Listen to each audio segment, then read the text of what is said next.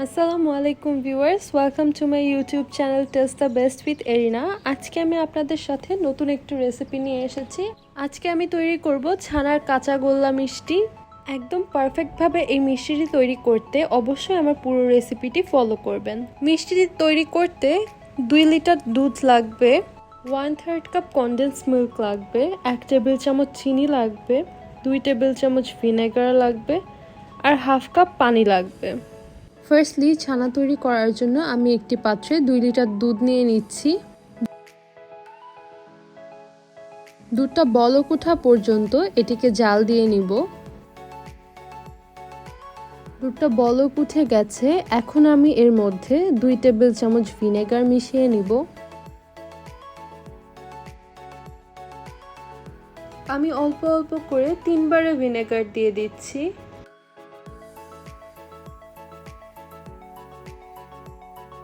ছানা তৈরি করার জন্য দুধের মধ্যে ভিনেগার মেশানোটা মেইন স্টেপ।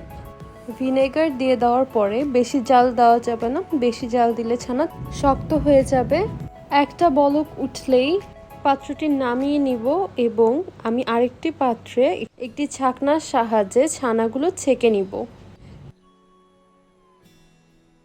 ভিনেগারের গন্ধ যেন না থাকে এই জন্য ছানাটি পানি দিয়ে ধুয়ে নিচ্ছি। এখন ছানাটা আমি একটি প্লেটে নিয়ে নিচ্ছি এবং এটি ঠান্ডা হয়ে আসলে এর মধ্যে 1 টেবিল চামচ চিনি দিয়ে দিচ্ছি। এবার চিনি দিয়ে ভালো করে আমি এটি মেখে নিব। খুবই ভালো করে সময় নিয়ে বেশ কিছুক্ষণ এটিকে মাখিয়ে নিতে হবে।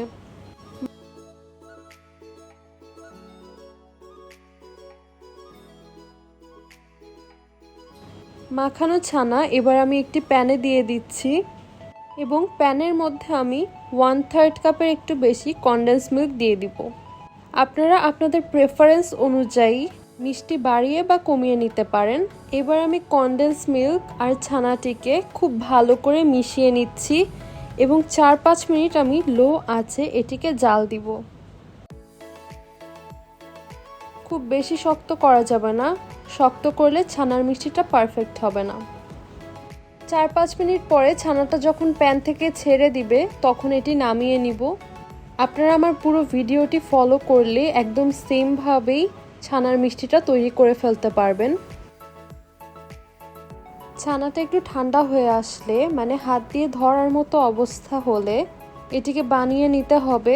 একদম ঠান্ডা হয়ে গেলে ছানাটা বানানো যাবে না। হাত দেওয়ার মতো ঠান্ডা হয়েছে, এখন আমি হাতে ঘি ভরিয়ে নিচ্ছি। এখন আমি ছানাটাকে হাতে নিয়ে গোল গোল আকৃতি দিয়ে নিচ্ছি মিষ্টির মতো। গোল গোল আকৃতি দিয়ে আমি মিষ্টিগুলোকে গুঁড়া দুধে গড়িয়ে নিচ্ছি। এইভাবে একে একে সবগুলো মিষ্টি আমি বানিয়ে ফেলছি। তৈরি হয়ে গেল আমাদের মজাদার ছানার কাঁচা গোল্লা মিষ্টি। পুরো উপকরণটা ফলো করে অবশ্যই আপনারা একবার হলেও এটি বাসায় তৈরি করবেন। আপনারা দেখতেই পারছেন এটি দেখতে কতটা সুন্দর হয়েছে। এটি দেখতে যতটা সুন্দর হয়েছে খেতে তার চেয়ে অনেক বেশি মজা হয়েছে। এটি এক বসায় 4-5টা খেয়ে ফেলার মতো একটা মিষ্টি। আমি ভেঙে দেখাচ্ছি, আপনারা দেখতে পাচ্ছেন এটি ভিতরে কতটা সফট হয়েছে। দারুণ এই সুস্বাদু ছানার কাঁচা গোল্লাটা আপনারা অবশ্যই ট্রাই করবেন। আমার ভিডিও ভালো লেগে থাকলে লাইক, কমেন্ট এবং শেয়ার করবেন আর নোটিফিকেশন পেতে সাবস্ক্রাইব করবেন। Thank you so much everyone for watching.